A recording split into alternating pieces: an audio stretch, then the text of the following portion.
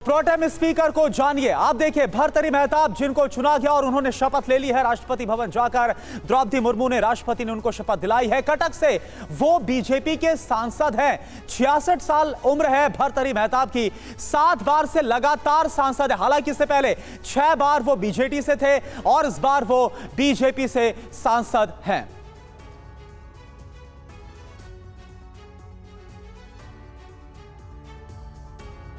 तो देखिए, pro tem speaker के चयन को भी इस बार ऑपोजिशन ने मुद्दा बना दिया है। प्रोटेम स्पीकर पर कांग्रेस के सुरेश का बयान, सरकार ने लोकसभा की परंपरा का उल्लंघन किया है। ज्यादा बार के सांसद को ही प्रोटेम स्पीकर बनाया जाता है। मेहताब 7 बार चुने गए हैं, मैं 8 बार से सांसद हूं। सरकार ने विपक्ष का अपमान किया है, यह खुद कह दिया है कांग्रेस के सांसद के सुरेश ने, जिन्हें एक दावेदार के तौर पर प्रस्तुत किया गया था इंडिया गठबंधन की तरफ से, कांग्रेस पार्टी की तरफ से।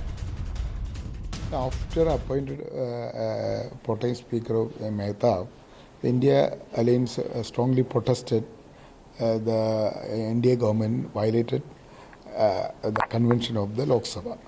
So far the convention was who MP more times elected, he will be the Protem Speaker. But they violated because Bhartruhari Mehtap is only 7th time elected.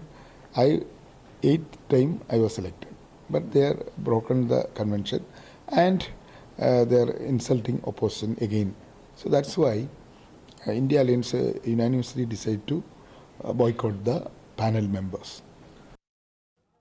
तो कांग्रेस के सांसद के सुरेश को आपने सुना, जिनकी तरफ से यह कहा गया कि सरकार विपक्ष का अपमान कर रही है। अब आप देखिए, प्रोटेम स्पीकर पर यह टकराव, यह बवाल क्यों मचा हुआ है। सीधा हम रुख करते हैं बिग वॉल का और आपको समझाते हैं। दरअसल एनडीए की तरफ से क्या है, बीजेपी सांसद भर्तृहरि मेहताब को प्रोटेम स्पीकर बनाया गया। वही इंडिया अलायंस की तरफ से क्या कहा गया, देखिए, कांग्रेस के सांसद है के सुरेश, उन्हें स्पीकर बनाने की जो मांग है वो की गई थी। के सुरेश 8 बार से सांसद है। हालांकि यहां पर निरंतरता को लेकर किरण रिजिजू की तरफ से बताया भी गया, जवाब भी दिया गया।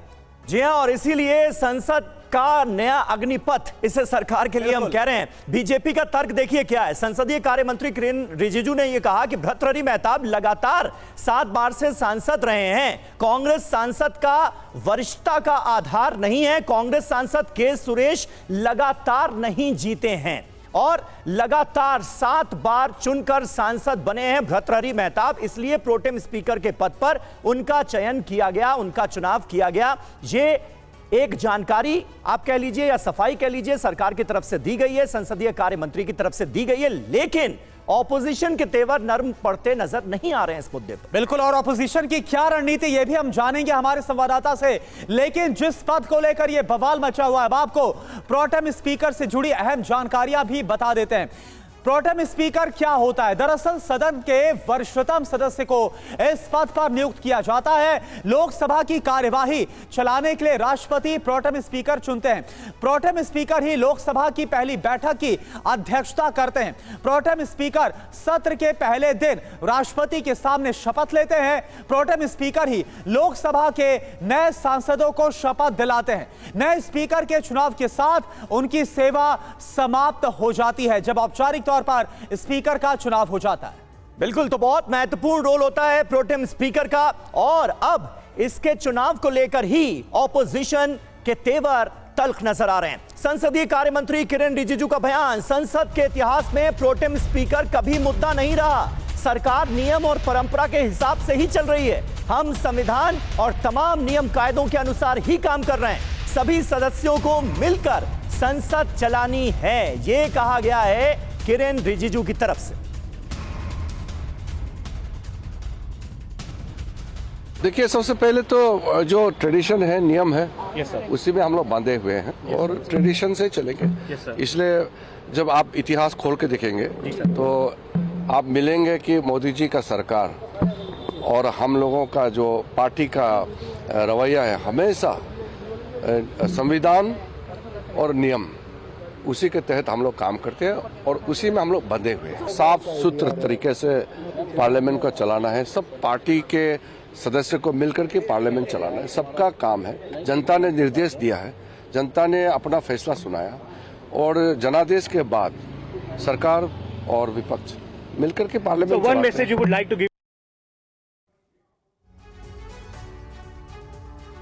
तो नई संसद नया अग्निपथ, इसीलिए हम कह रहे हैं हमारे साथ कुछ खास मेहमान इस वक्त जुड़ चुके हैं, उनसे आपका तारुफ करा दें। गौतम लाहिड़ी साहब हमारे साथ मौजूद हैं, वरिष्ठ पत्रकार हर्षवर्धन त्रिपाठी जी भी हमारे साथ मौजूद हैं, भारतीय जनता पार्टी की प्रवक्ता अनिला सिंह हमारे साथ मौजूद हैं, और थोड़ी देर में आपको स्क्रीन पर कांग्रेस पार्टी के राष्ट्रीय प्रवक्ता सुरेंद्र राजपूत भी नजर आएंगे।